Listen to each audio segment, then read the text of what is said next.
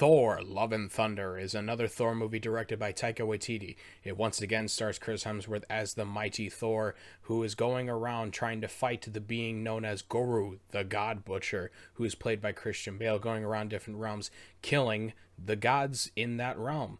In doing so, he now has to also face his ex-girlfriend Jane Foster, who now has the ability to wield Mjolnir. I think that this movie is actually really, really good.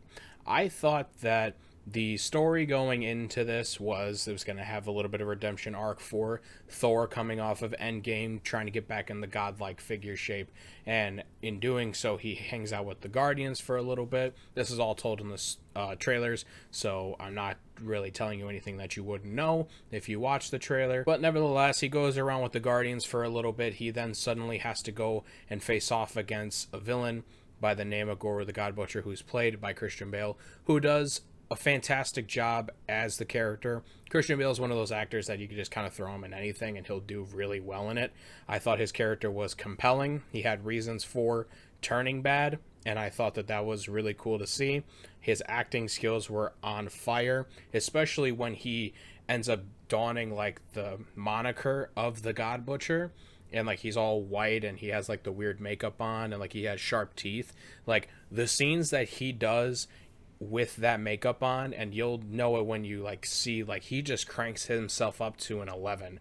I love the sadistic stuff that he does with his face and a bunch of antics that he does. It's really, really cool to see. One of the very few villains in Marvel that I found to be compelling and used properly throughout the entire movie. Marvel has a history of having a lot of rough villains, and I think that this was not in that category, more along the lines of like a Hela, let's say, from the other movie that Thor was in for Ragnarok. I think they're both on a similar playing field. I did like Christian Bale just a little bit more, but that's just my preference though. Chris Hemsworth does a fantastic job with Thor as always. I don't think he's going to really bring in a bad performance as the character anytime soon. I did enjoy a lot of the stuff that he did in this movie with that.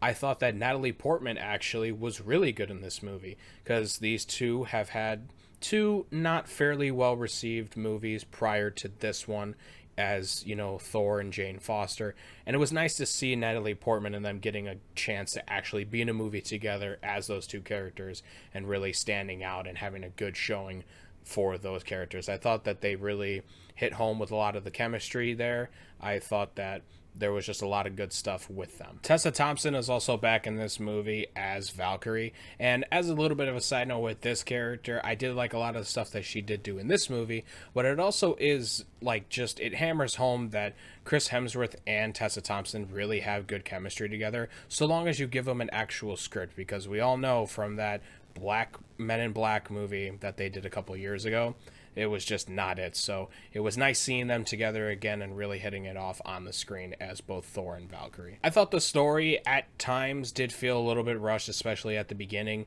I thought once they have like the first big confrontation in the movie that brings all the characters kind of together, I thought that that's when the ball kind of got moving a little bit more within the story, but there is some definite rushing of some plot elements at the beginning of the movie that I wish they kind of honed in a little bit. Maybe the movie could have been 10 minutes longer, 5 minutes longer, to kind of flesh out some of the stuff at the beginning of the movie, but I do think that some of the pacing issues in that end was a little bit of a miss at times. And then I also thought that the comedy is Marvel comedy, although Taika Waititi has a good way of balancing Marvel comedy versus his own, and I did think a lot of the jokes really did land in this movie. I was cracking up a lot during this, especially at the beginning when Thor is with the Guardians on a certain planet having a fight.